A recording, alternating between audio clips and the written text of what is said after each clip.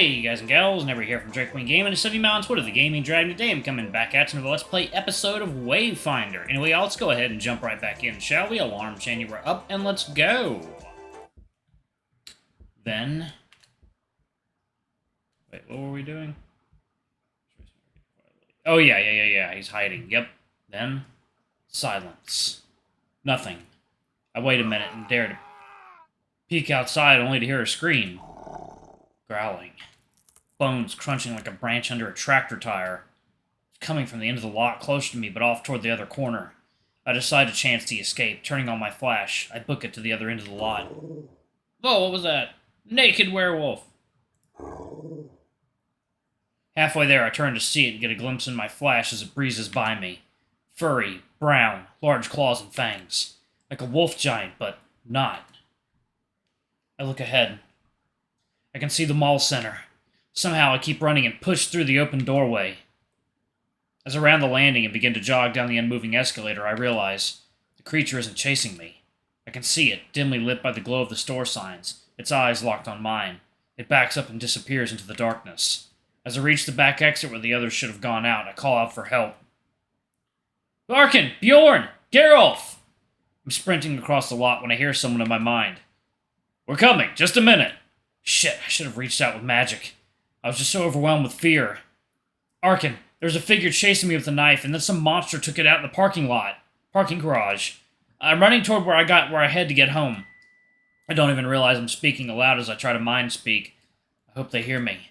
I see him and the others running back toward me. Tucker's nowhere to be seen. I look back to the lot. Tucker.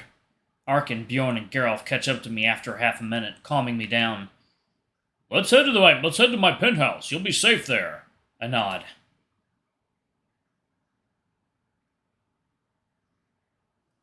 We enter Bjorn's penthouse, and each of us takes our shoes off in turn as we move further in. The three of them have mostly removed their costumes, and I feel so foolish freaking out while I dress the way I am. Bjorn guides us to the parlor and motions for us to sit anywhere we want. Arkyn and Geralt both find a place for themselves, and I sit on a chair between them. Geralt grabs 4 glasses and a bottle of rum and pours one for each of us. One each for us all. The others take theirs, and I take the glass he hands me.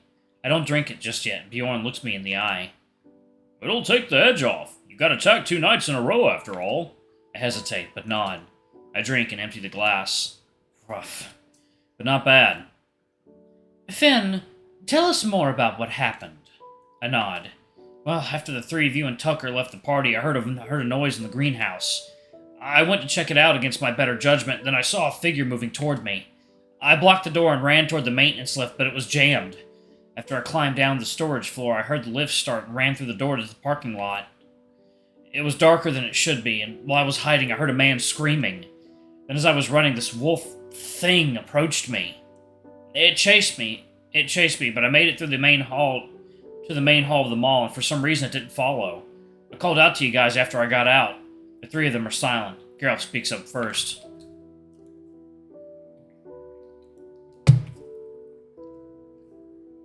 Geralt. Fynn, you said you heard a man screaming. I nod.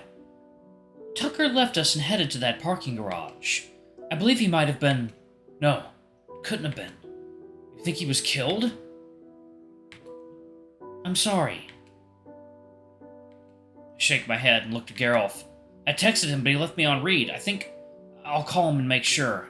I pull out my phone and call Tucker's number. It rings 5 times. And then he answers. His voice sounds coarse. Hey, Fynn. You, get home okay? I just saw your message. Sorry. I give Geralt a relieved smile. I know he's lying, but he's alive. That's all I care about. He's okay. Geralt looks put off, and it takes me a moment to realize why. He wasn't the man who was killed. Hey, Tucker. Yeah, I'm at a friend's place. Did you get home safe too? Yeah, I did. There's a brief silence. I guess we need to talk, huh? Yeah, there'll be time when I get back. Back? I am going on a trip. I'll be back in a few days. I see. I'll see you then. See you then, Tucker. He says nothing. Tucker, thanks for, saving me. I hear him exhale and he hangs up. Geralt, Bjorn, and I all sit in silence. Arkyn is tapping on the table while he sips the rum. I'm glad Fynn is a smart character. He puts two and two together pretty well. This is delicious, Bjorn. I sigh and pat him on the shoulder. So, Tucker is a werewolf. The barbarian is a werewolf. Makes sense. But he's on your side, right? He saved you tonight. I nod. Yeah, looks that way. Let's not worry about that now. Why don't we watch a Halloween movie? Yes, movie please. Bjorn laughs and he turns on his television. We decide on a movie, settle in and relax, every once so often speaking about the movie. At the start of the movie, we're all enjoying it and laughing. Near the middle of it, I start to think back on the day. I start to think about my dad. By the time the movie ends, my disposition must be noticeably different because Arkyn pries. So, Fynn, want to tell us what's gnawing at your ear? Oh, Fynn! There's such sadness in your eyes, I should have noticed it before. Geralt nods and looks to me with concern. Yes, what matter ails you? I sigh and take another breath. Today's my father's birthday. Bjorn and Geralt are looking down. They understand. Arkyn smiles at first, then I see the realization dawn on him as he considers the context. After a few moments, I continue. About 8 years ago, my father and I were driving up the mountains for a weekend camping trip. I had my learner's permit, so I insisted that he let me practice driving for at least a few hours. Arkyn has a bit of an anxious look on his face. I dropped my water bottle by my feet after I tried to put it in our cup holders. When I told my dad I was going to pull over to grab the bottle, he told me he'd get it.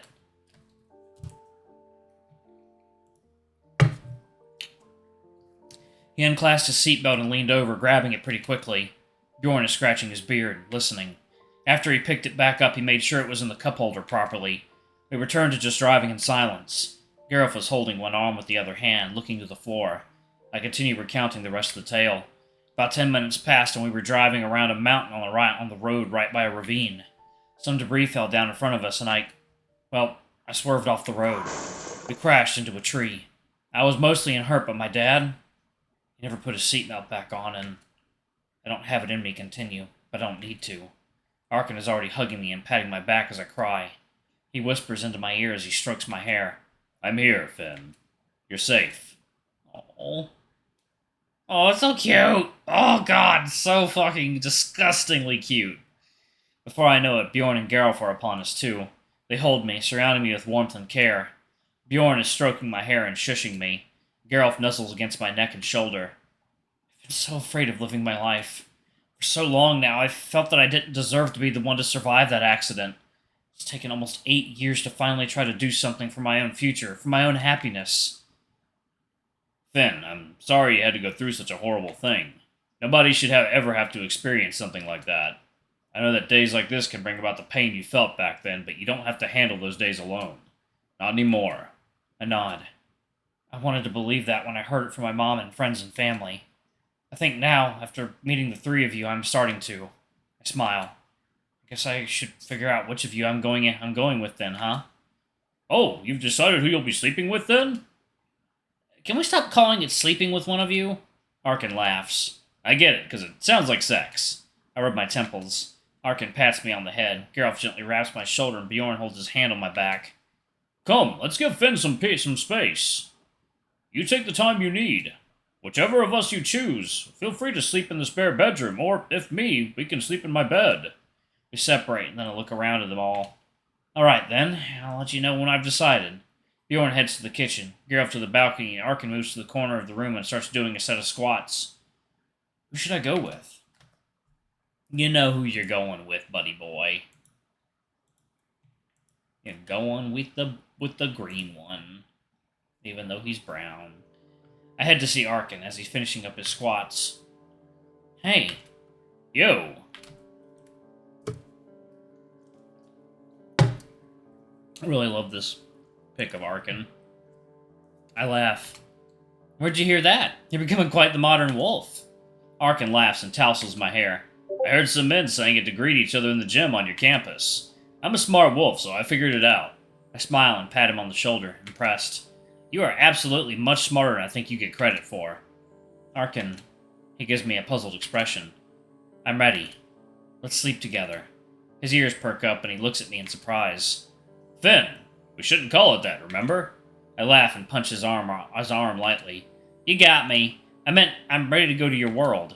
I'm ready to take those first steps towards doing something. He looks at me, his expression softening and his eyes studying me.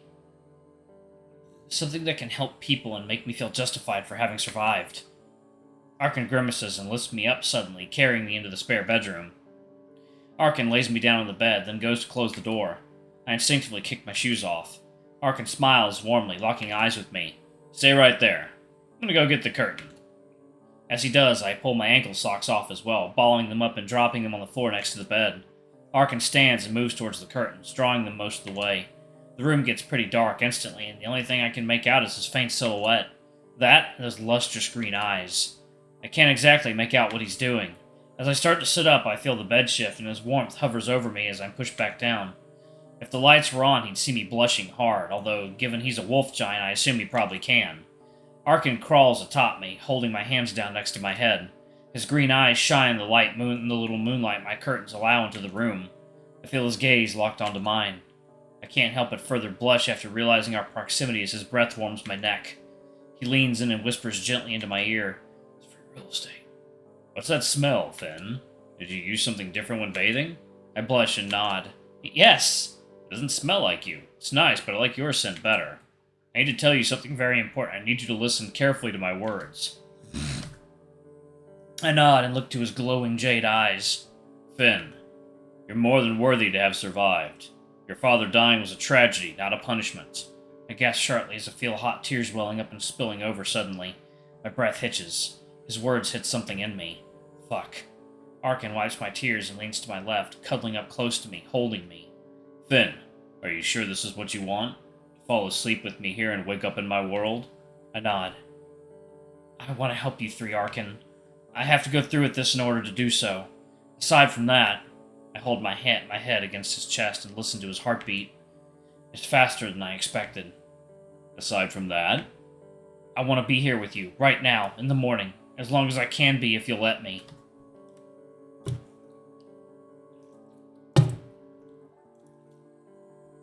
Besides, it's not the first time I've fallen asleep against you, is it? I haven't forgotten about the night we met, you sneaky devil. He tenses up and I let out a laugh. He laughs too. Eventually I feel his heartbeat steady and feel my own slow down until, moments later, I'm lulled into a deep sleep. End of Act 1. Alright, that is it for Wayfinder right now. Well, you know, I'm going to be doing the, yeah,